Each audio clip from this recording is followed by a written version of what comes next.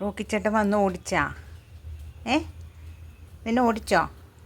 ഏ ഏ റോക്കിച്ചേട്ടൻ വന്ന് നിന്നെ ഓടിച്ചോ? എന്താണ് ഫുഡ് കിട്ടിയോ? ഫുഡ് കിട്ടിയോ നിനക്ക്? ഇല്ലേ, കണ്ണടിച്ച് കാണിക്കുന്നത്. കുഞ്ഞിപ്പെണ്ണിൻ്റെ അങ്കിളോ അമ്മാവനോ ആരോ ആണ് ഇവൻ ഞാൻ അധികം അകത്ത് കയറ്റില്ല. കാരണം ഇവനകത്ത് കയറിയിട്ടുണ്ടെങ്കിൽ എൻ്റെ വാതിലിലും ഇരിക്കുന്ന കുട്ടളം ഇങ്ങനെയുള്ള സംഭവത്തിലൊക്കെ ഇവൻ മൂത്രമൊഴിച്ച് വെക്കും.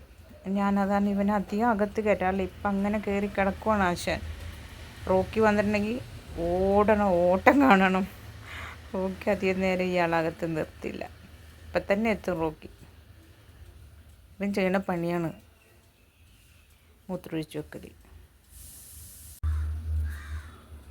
ഇവന് ഭക്ഷണം ഞാൻ പുറത്ത് വെച്ചാണ് കൊടുക്കുന്നത്, അകത്തധികം കയറ്റില്ല.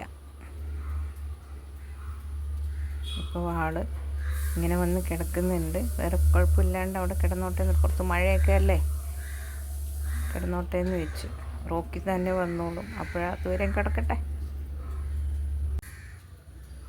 കുഞ്ഞിപ്പെണ്ണിനൊഴികെ വേറെ ഏത് പൂച്ചയോ മറ്റേത് വന്നാലും അവൻ ഇതിനകത്ത് അങ്ങനെ സമ്മതിക്കില്ല.